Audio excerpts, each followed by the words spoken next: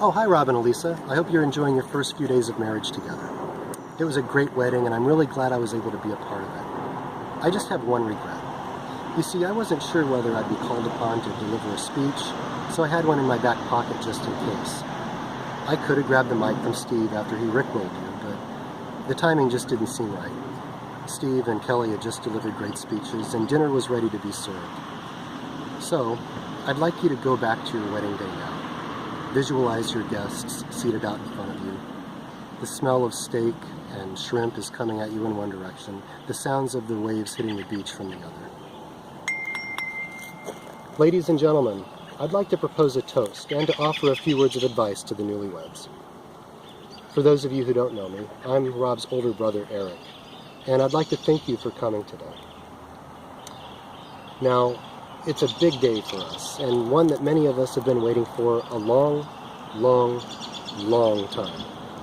After years and years and years of courtship, of going to school together and working together, of following one another around the country, relocating from Ohio to Virginia to Arizona, Rob and Alisa have finally decided to tie the knot. It's about time. Now, I might be a little bit biased because I married my wife, Natalia, about 8 months after we met.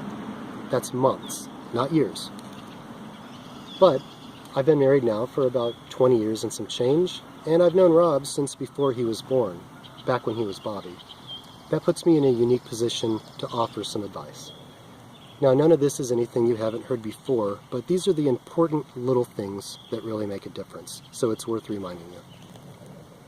First of all, be sure to keep the channels of communication open. It's important to talk to one another, but even more important to be able to listen to one another and to be able to understand one another. No matter how busy you get or how focused you are on work or on research projects or a new movie coming out that you're excited about, or even starting a family, be sure that you always have time to listen to one another and to hear one another. Alisa, here's a tip to help with that.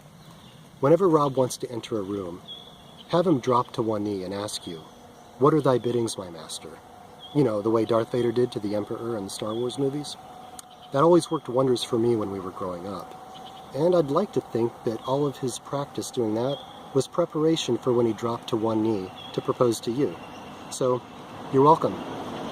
Or, depending on how the day's going when it comes to mind, sorry about that. Speaking of those kind of days, although the forecast is sunny skies and clear roads ahead, as far as the eye can see, there will be rough patches in the road ahead. So, just keep in mind that regardless of who is behind the wheel or who's holding the map, it doesn't matter if you're on road or off, you're in this together.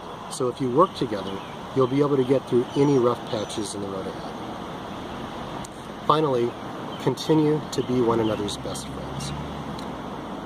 I think most people who have been lucky enough to be in long-term marriages will tell you that the ability to talk to one another about anything and to truly be able to call one another best friend makes a big difference in the health and the fulfillment of your marriage.